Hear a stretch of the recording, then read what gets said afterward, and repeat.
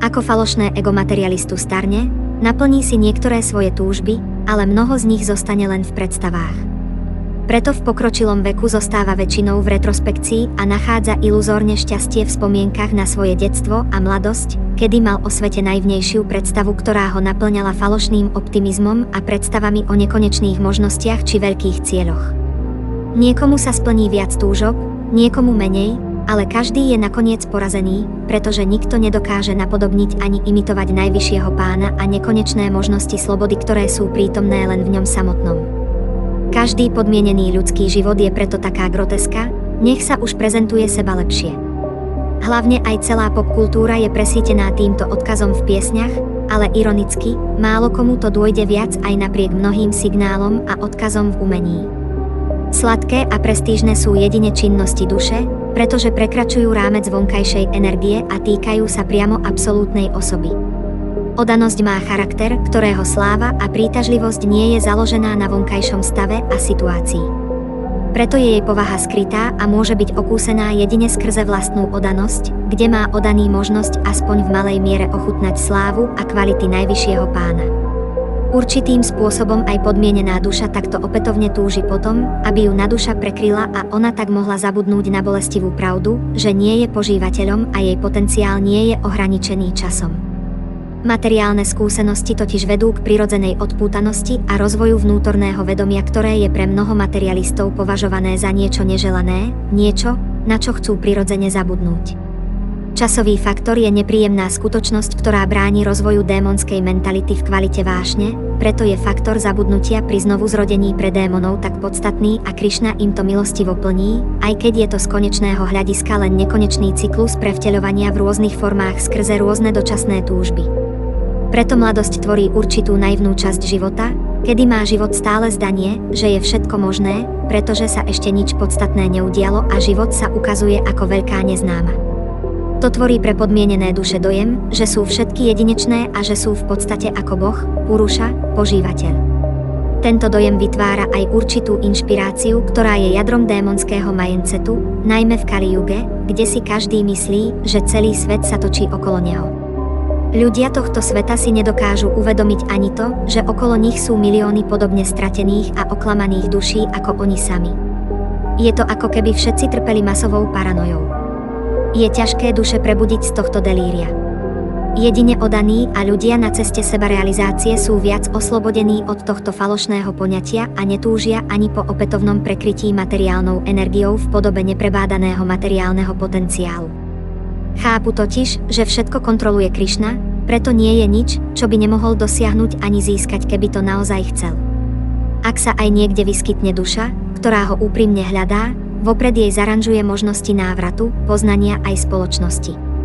Nie je nič, čo by bolo mimo jeho kontroly. Každá duša a jej dočasná darma v tomto svete je nahraditeľná, pretože sú to práve Krišnové potencie, ktoré ju tvoria. Skôr ide o naše vlastné uvedomenie toho, čo nás drží v tomto svete. O to, čo nás pripútava k tejto dočasnej mysli, inteligencii a falošnému egu. Duša, ktorá dokáže prekonať nástrahy a všetky pasce materiálnej ilúzie je veľmi vzácna a chce to mnoho a mnoho životov, aby pochopila všetky možné nástrahy v ich plnosti, aby vedela neustále myslieť na pána a vnímať ho vo všetkom. Priamo aj nepriamo. Pre podmienené duše sú čriepky týchto životných realizácií, ktoré prichádzajú vekom tak bolestivé, že sa snažia pred nimi uniknúť do minulosti alebo fantazírovaním o budúcnosti. Jedine bhakta sa pozerá životu priamo do tváre a oslavuje to, že je porazený Krišnom, ktorý drtí jeho iluzórne poňatie hmotného života. Úlohou duše je pozrieť sa pravde priamo do očí. Nie klamať sa život za životom.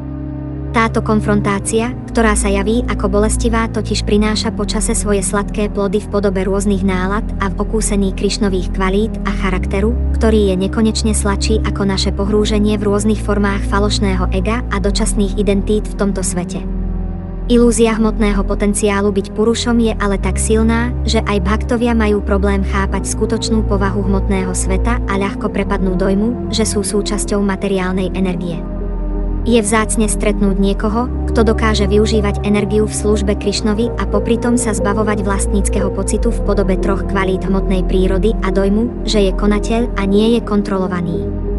Podmienená duša nevie prijať, že je porážaná Krišnom v podobe času, ale Bhakta sa usmieva, lebo vidí svojho pána všade. V plynutí času vníma Krišnov majestát a moc, ktorá ho fascinuje. Ten istý čas, ktorého sa tak všetci boja, on vníma ako svoje útočisko. Kým sú všetky podmienené duše svojim vedomím v minulosti alebo budúcnosti, Bhakta zostáva vedomím v absolútnom čase nad lineárnym časopriestorom, kde je priamo v Krišnovej prítomnosti. Preto, podobne ako Krišna, sa stáva svedkom svojho hmotného života, ktorý je podobne ako sen, dočasný a bez vyššej podstaty. Takto zostáva stranou, zbavuje sa rôznych materiálnych túžob a začína rozvíjať odpútanosť a poznanie v podobe odanosti a karmy. Pretože si nevytvára nové túžby, nevytvára si ani nové hrubé a jemné telo. Inak povedané, postupne pretrhá svoje väzby s hrubým a jemným telom, čo oslobodí vedomie od hmotnej kontaminácie a presunie pozornosť duše z hmotnej energie na duchovnú.